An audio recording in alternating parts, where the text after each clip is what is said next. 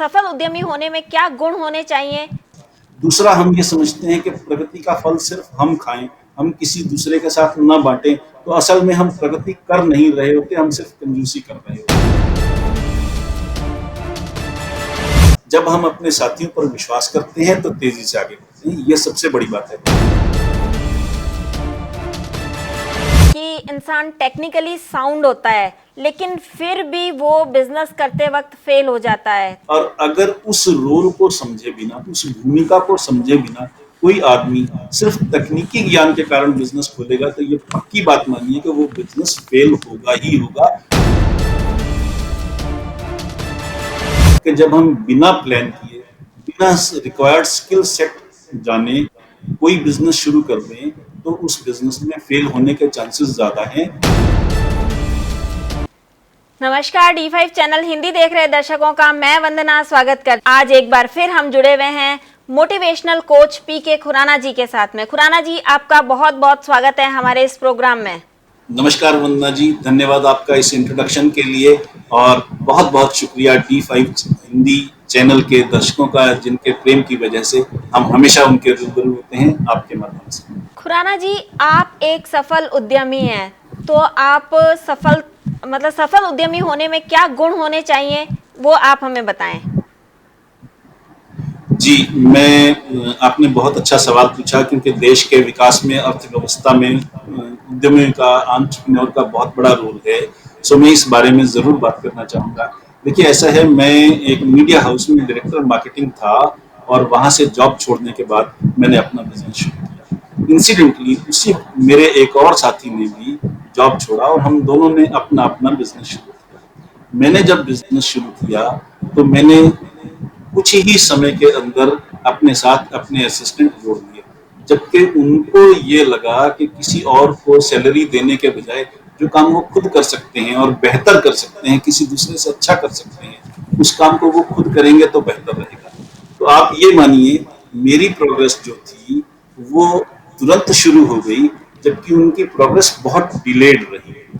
फिर उन्होंने लगभग 2 साल के बाद एक लेडी को रिसेप्शनिस्ट रखा, जिन्होंने उनकी बहुत सारी जिम्मेदारियों को संभाल लिया और उनका बिजनेस बढ़ना शुरू हुआ। और उसके 6 या 7 महीने के बाद भी उन्होंने उस लेडी रिसेप्शनिस्ट को, जो बहुत अच्छा काम कर रही थी, ये कहा कि आप अपनी सैलरी घटा लो, मैं इतनी सैलरी नहीं दे सकता। और इस तरीके से उन्होंने उस लेडी को डिस्करेज किया और उस लेडी को अंततः काम छोड़ना पड़ा।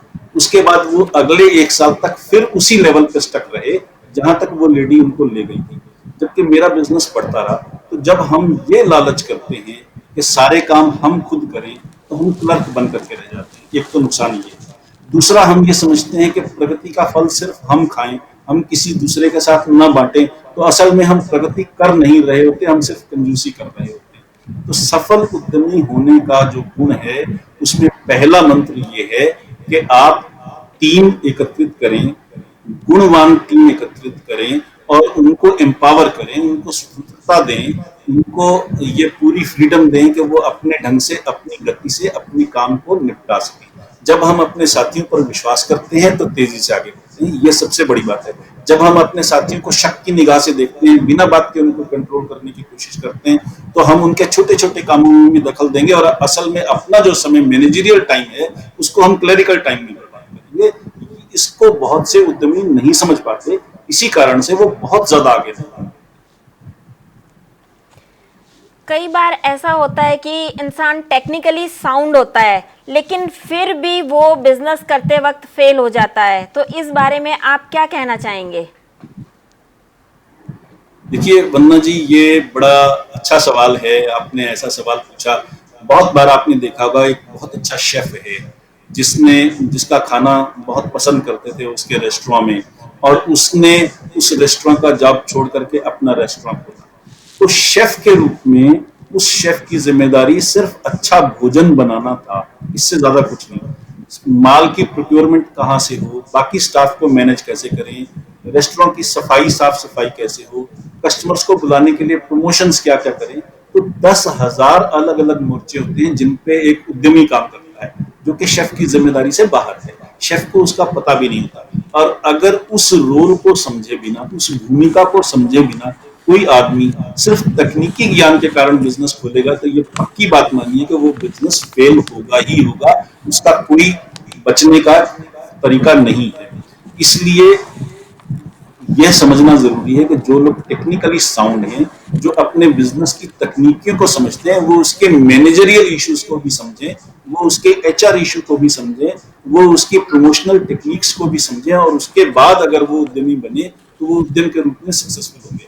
असल में अगर आप देखें तो 10 में से 9 बिजनेस पहले 5 साल में बंद हो जाते हैं, कोई भी तरह के बिजनेस, और जो 10% बचते हैं उनमें से भी 90% अगले 5 साल में बंद हो जाते हैं। उसका कारण ये है कि जब हम बिना प्लान किए, बिना रिक्वायर्ड स्किल सेट जाने कोई बिजनेस शुरू कर दें तो उस बिजनेस में फेल होने के चांसेस ज्यादा हैं, पूंजी डूबने के चांसेस ज्यादा हैं, और जो लोग हमारे साथ जुड़ करके, जिन्होंने कहीं और से रोजगार छोड़ करके हमारे साथ जुड़े थे, उनके लिए भी बेरोजगार हो जाने का खतरा बहुत ज्यादा है।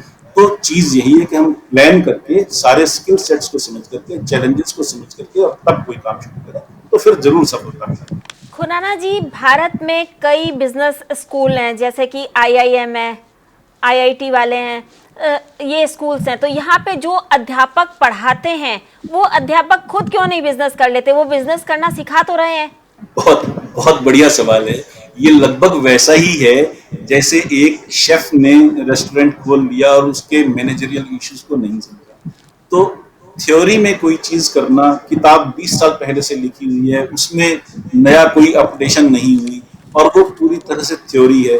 जिस सड़क पर वो खुद नहीं चले, उस सड़क पर वो लोगों को चलना सिखा रहे हैं। यही कारण है, आप मीडिया लाइन में आप इस चीज को बहुत बारीकी से समझ सकती हैं कि जो जर्नलिज्म स्कूल से निकल करके बच्चे आते हैं वो गोबर गणेश होते हैं। आपके साथ जब वो इंटर्नशिप करते हैं तो काम की बारीकियों को समझते हैं, काम को सीखते हैं। इसी तरह से हर बिजनेस में होता है। जो लोग मेडिकल लाइन में होते हैं वो इंटर्नशिप के बाद ही डॉक्टरी की प्रैक्टिस कर पाते हैं। जो लोग बिजनेस लाइन में होते हैं वो भी इंटर्नशिप के बाद ही प्रैक्टिस करते हैं। तो एकेडमिया इंडस्ट्री इंटरफेस अपने आप में बहुत जरूरी है, और वो सुविधा उन टीचर्स को नहीं मिली होती। नंबर एक, वो जॉब में है और अच्छे जॉब में है, अच्छी सैलरी कमा रहे हैं, उनको लगता ही नहीं है कि उन्हें इंडस्ट्री के बारे में कुछ सीखना चाहिए। यही कारण है कि उनका ज्ञान किताबी ज्ञान रह जाता है, और जो एंटरप्रेन्योर है उसका प्रैक्टिकल ज्ञान है, और वो चूंकि चाहे तो वो पूंजी की कमी के कारण, चाहे एक्सपीरियंस की कमी के कारण, और चाहे डर की भावना के कारण वो बिजनेस में नहीं आ पाते।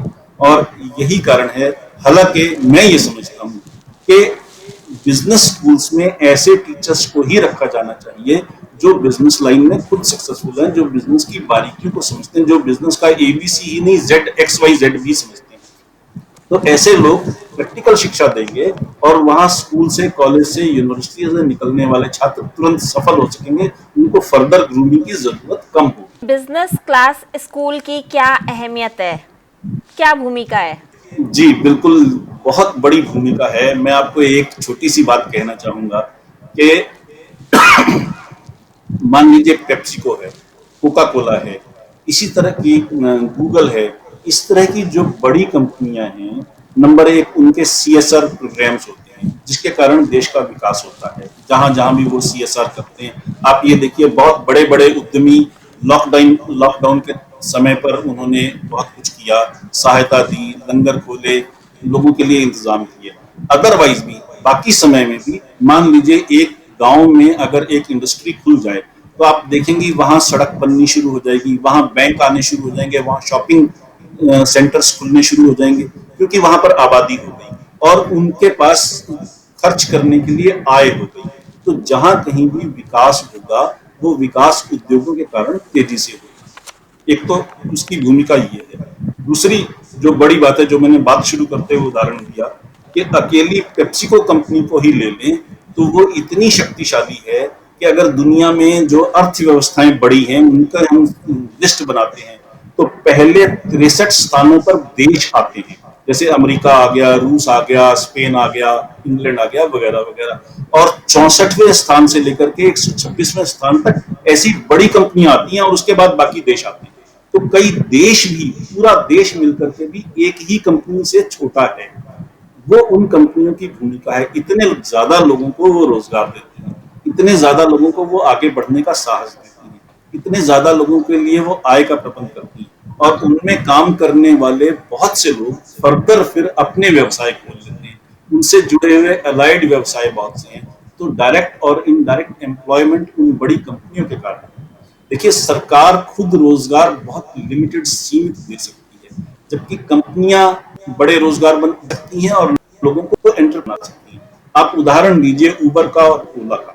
उबर के पास या ओला के पास अपनी कोई कार नहीं है, उन्होंने ड्राइवरों को एंटरप्रेन्योर बना दिया, उनको रोजगार का तरीका दे दिया। इसी तरह से जोमेटो ने, फूड पांडा ने बहुत सारे रेस्टोरेंट्स को डिलीवरी का सिस्टम देकर के उनके रोजगार में वृद्धि की। तो सरकार को नियम ऐसे बनाने चाहिए कि कॉर्पोरेट्स फल फूल सकें और वो एनेबलर का काम करे। सरकार जॉब देना सरकार का काम नहीं है, जॉब क्रिएट करने के लिए वातावरण तैयार करना सरकार का काम है। इस चीज को हमें समझने की जरूरत है और इसी रूप में कॉर्पोरेट कंपनीज का और उद्यमियों का रोल है। मान लीजिए कि किसी को अपना बिजनेस शुरू करना है और उसके पास में पैसे नहीं है, तो ऐसे में उसे क्या करना चाहिए? बहुत अच्छा सवाल है और इस सवाल का जवाब दिए बिना कॉर्पोरेट्स का रोल है उसके बारे में चीज अधूरी है। आपने जो सवाल पूछा मैं उसको व्यक्तिगत उदाहरण से स्पष्ट करना चाहूंगा, क्योंकि वो इससे एक सिर्फ उदाहरण है। आप पत्रकार हैं और पत्रकार होने के रूप में, एंकर होने के रूप में आप अलग अलग लोगों को इंटरव्यू करती हैं, तो आपके पास इतना ज्यादा अनुभव है जो किसी और व्यक्ति के पास नहीं हो सकता। मान लीजिए अगर आप अपने अनुभवों की किताब लिखें तो वो किताब बहुत जल्दी लोकप्रिय होगी और वो किताब बहुत जल्दी बिकेगी और आपके पास आय का एक और साधन होगा जहां आपको पैसे खर्च नहीं करने पड़ेंगे। किसी भी तरह का कोई खर्च नहीं, आपने किताब लिखने में समय लगाया, आपकी काबिलियत है, आपका समय और आपका ज्ञान, उन दो चीजों के मेल से आपने एक प्रोडक्ट बना दिया जो कि एक किताब है और वो किताब आपके लिए आय का एक साधन बन गया। तो इस तरह के कई सारे उदाहरण हो सकते हैं जहां आदमी अपने समय और ज्ञान के माध्यम से कमाई कर सकता है, जिसमें पूंजी की आवश्यकता नहीं है, कल्पनाशील होने की आवश्यकता है। समझने की जरूरत है कि हमारे पास नए रास्ते और क्या क्या हैं। आपके पास मान लीजिए टेक्निकल समझ है, आप उसके कारण सर्विसेज दे सकते हैं। आपके पास कोई और मान लीजिए जमीन का खाली टुकड़ा पड़ा है, आप उसका उपयोग कर सकते हैं। मान लीजिए आप इस तरह से कर सकते हैं कि आपने एक लाइब्रेरी खोल ली और उस लाइब्रेरी से लोग किताबें बोरो कर रहे हैं और आपको उसका किराया दे रहे हैं। तो तरीके बहुत हैं जो या तो बहुत कम पूंजी में शुरू हो सकते हैं या बिना पूंजी के शुरू हो सकते हैं। जैसे मैंने लेखन का उदाहरण दिया, वो बिना पूंजी के शुरू होने वाला एक ऐसा उद्योग है। आजकल एक टर्म है जिसको हम कहते हैं ऑथरप्रेन्योर, यानी ऐसा एंटरप्रेन्योर जो ऑथर है। तो ऑथर के रूप में वो उद्यमी है, एक लेखक के रूप में उद्यमी है। तो इस तरह के बहुत सारे उदाहरण हैं। आपको सिर्फ कल्पनाशील होकर के उन्हें देखने, समझने, एक्सप्लोर करने की जरूरत है और फिर उस रास्ते पर आगे बढ़ना है। मैं यही संदेश देना चाहूंगा कि पूंजी का अभाव आज के जमाने में अभाव नहीं है, बल्कि वो एडवांटेज है, क्योंकि आपके पास रिस्क नहीं है, खोने को कुछ नहीं है। अगर बाय द वे आपकी किताब नहीं भी बिकी तो आपने खोया क्या? आप दूसरी किताब लिख के ट्राई कर सकती हैं, तीसरी किताब लिख के ट्राई कर सकती हैं। इसलिए ऐसे बहुत से चीजें हैं जहां आपको बिना पूंजी के भी काम शुरू कर सकते हैं और उससे लाभ करना चाहते हैं और करना ही चाहिए। खुराना जी, आप हमारे साथ जुड़े, आपका बहुत बहुत धन्यवाद।